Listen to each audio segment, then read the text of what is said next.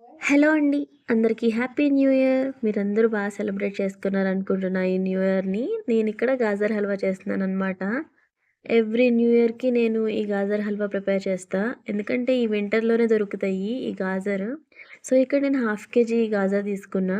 దాని మీదున్న పీలంతా తీసేసి పెద్ద హోల్స్ ఉన్న వైపు గ్రేట్ చేసి పెట్టుకున్నాననమాట. నా దగ్గర ఈ సైజ్ మాత్రమే ఉంది. ఇంకా పెద్ద హోల్స్ ఉన్న గ్రేటర్‌లో కూడా గ్రేట్ చేసుకోవచ్చు. అప్పుడు ఇంకా వస్తదనమాట. సో, ఇంక కడాయిలో ఘీ వేసేసుకొని, గ్రేట్ చేసి పెట్టుకున్న క్యారెట్ వేసుకొని ఫ్రై చేసుకోవాలి. మూత పెట్టేసి కొంచెం సేపు ఉడికించుకోవాలనమాట. ఉడికిన తర్వాత నేనిక్కడ సరిపడా పాలు వేసేసుకున్నాను.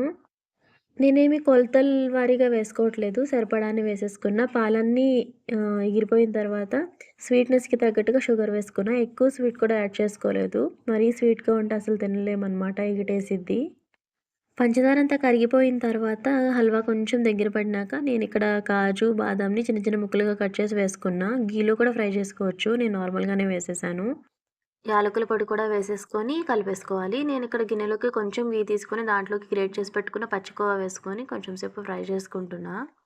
ఇప్పుడు కోవాని, నెయ్యిని రెండిటిని కలిపి హల్వాలో వేసుకొని కలిపేసుకోవాలి. జీడిపప్పు, బాదం పప్పు వేసుకున్న తర్వాత కూడా అలా వేసేసుకోవచ్చు. బట్ నేనిలా నెయ్యిలో ఫ్రై చేసి వేస్తా. ఎప్పటినుంచో ఇలాగే వేస్తా. చాలా బావుంటుంది కూడా. మీరు కూడా ఈ హల్వా ట్రై చేయండి. నచ్చితే లైక్ చేసి సబ్స్క్రైబ్ చేయండి. Bye bye.